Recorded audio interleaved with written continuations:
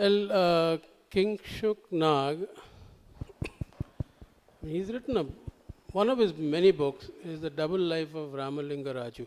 And I was asking him if you have a carbon copy someplace because he does so many things. He's now the editor-in-chief of Cover Street. He was earlier the resident editor of the Times of India in Hyderabad. He's handled editions in Bangalore, in Ahmedabad, in Delhi.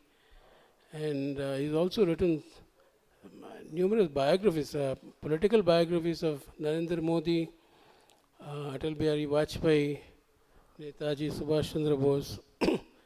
But the reason we are talking to him here is because he's written two books, one on Vijay Mallya of Kingfisher and the other on Ramalinga Raju of Satyam.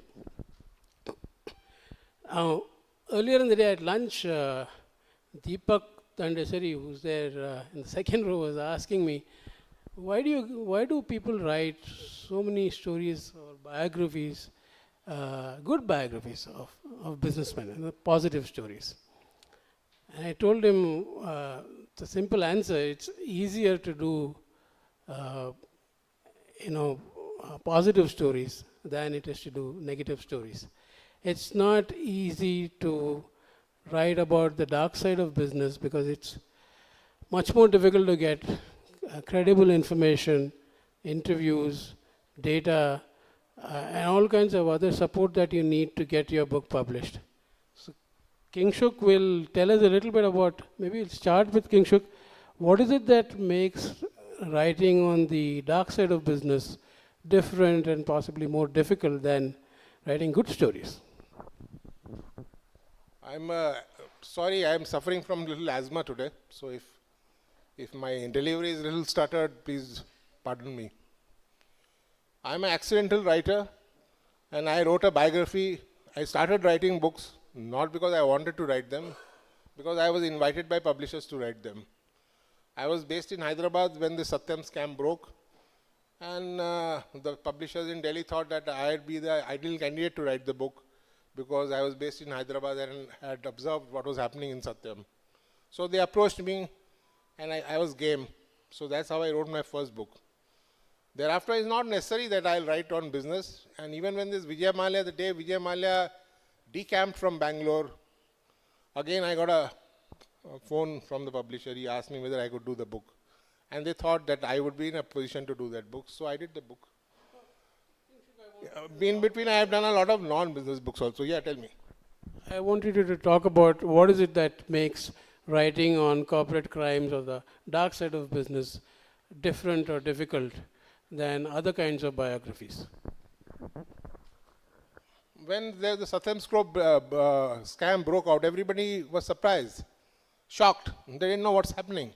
Here is this guy, such a big business tycoon, he's saying that he's filed his accounts and they're all fictitious cash. So the challenge is to figure out what he's saying, what has actually happened, what is the impact on the company, what is the impact on his staff. So it's very challenging. Ultimately, why did he do this? He was claiming that he was, this is fictitious cash.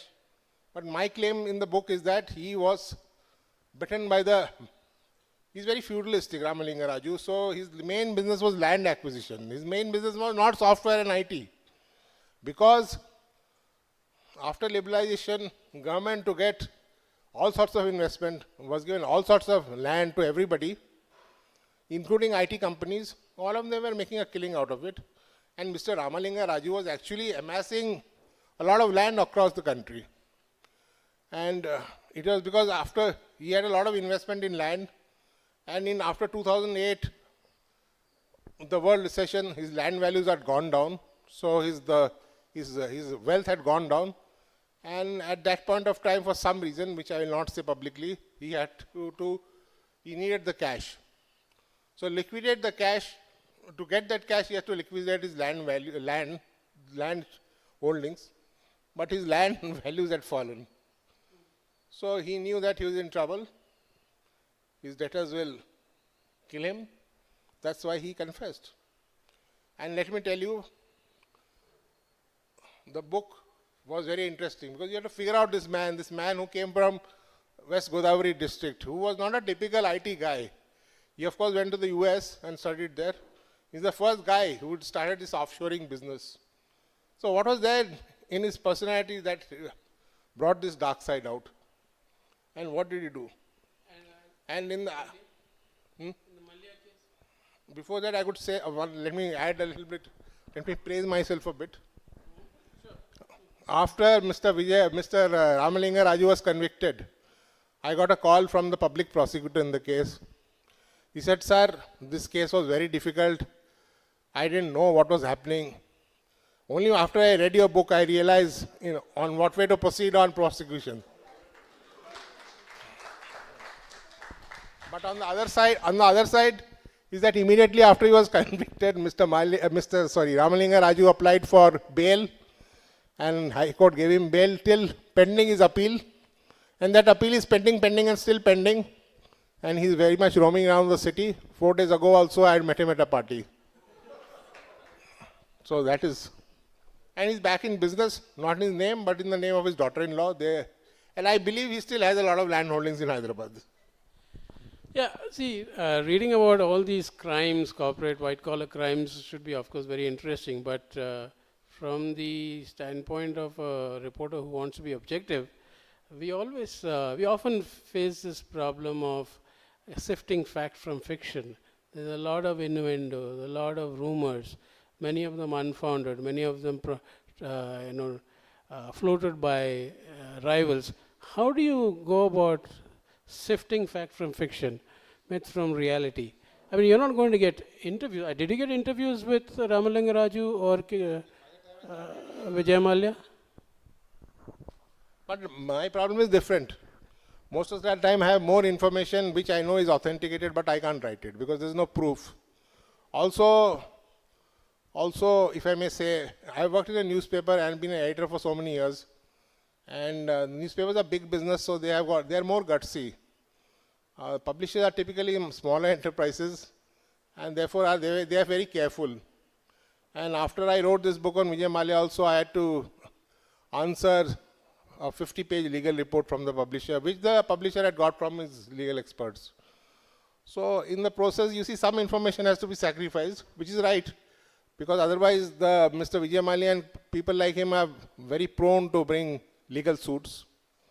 So actually what you goes into print and what is published is much less than what you actually know. So it is not a question of saying that I have heard through innuendos and this. I actually have more information here than what is in the book. I'm sure one question in the minds of people is, people often ask me, do you get threats? I mean, we just, in business journalism, don't get as many threats as maybe political reporters. But when you do these kinds of stories, I'm sure, perhaps you could share some stories about how you dealt with some of the opposition that you may have faced with when you wrote these books.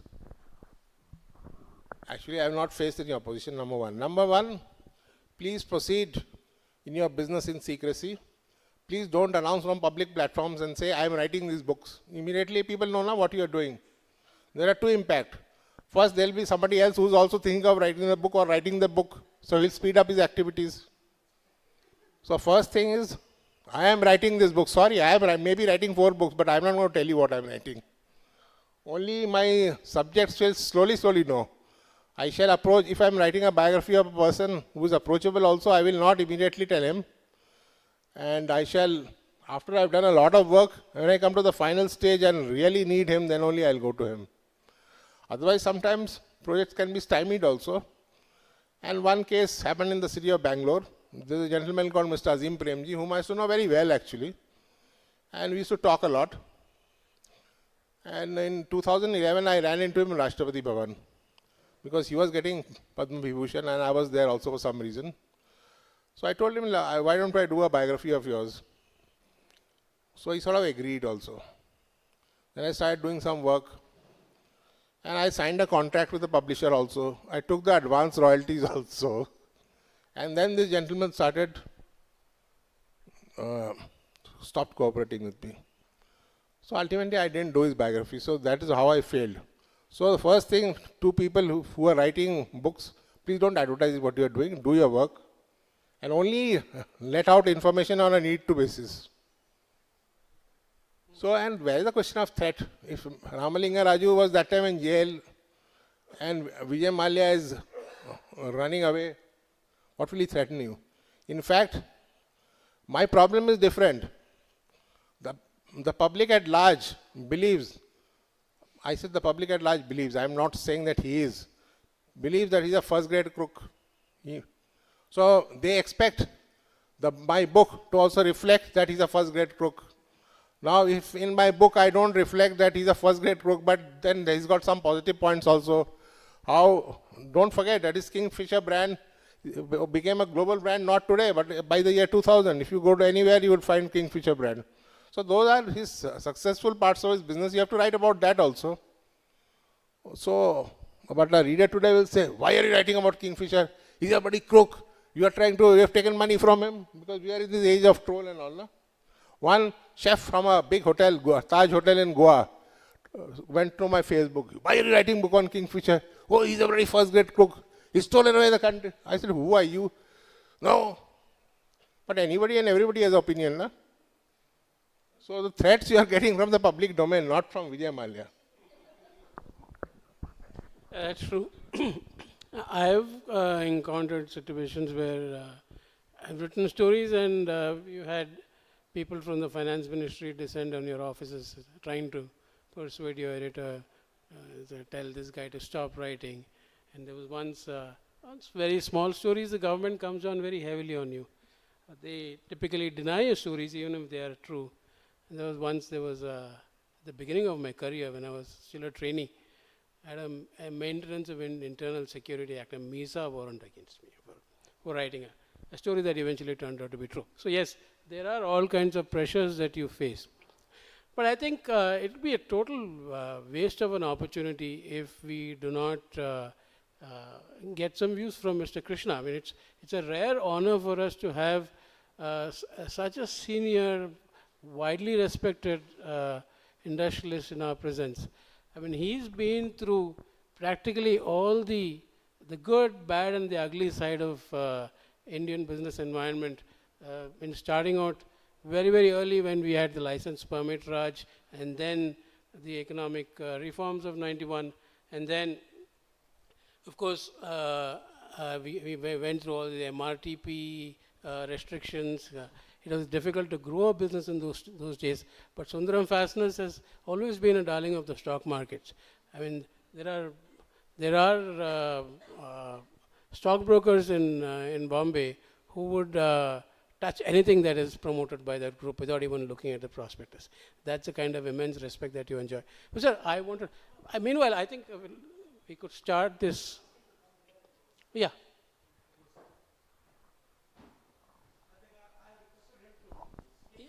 Yeah, but I had a question for him, sir. And then we can. Questions together? Yeah. No, I think okay.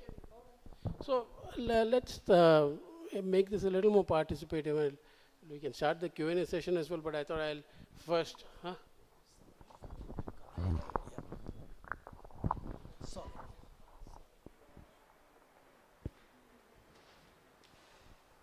Oh my God. Okay. Yes, I thought it's only proper if I introduce my friend Suresh Krishna properly. But you know, it's always like those paradoxes. You say so-and-so doesn't need any introduction, then you go on to take 45 minutes introducing the same person. So he actually, you know, for the younger generation, he may need introduction because his active life in CII or in the industry as an industry captain probably go back about 15 years and before that. Suresh is, of course, the scion of the TVS family. He's the eldermost member of the group today. He's the chairman of the TVS group. Every company of the TVS group comes under the TVS banner. He's the chairman, but he's also the founder, the promoter, founder, chairman, managing director for since 1967 of Sundaram Fasteners, which, you know, starting from, you know, a capital of some 10 lakh or something, today it's something like a 4,500 crore company. But you know, the other paradox here is after talking about the dark side of business, I suddenly call someone who's a beacon of a group which stands for everything which is ethical about business.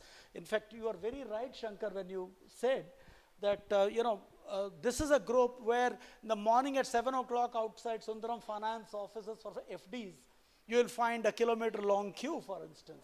And the mark of TVS is viewed as an ISI mark or better. So Suresh, we'll just, ask you to please come here, share your views on this session or any session. It's all yours. 5 to 7 minutes are entirely yours. And then, of course, Shankar may ask you question or others questions. I'll leave it to him.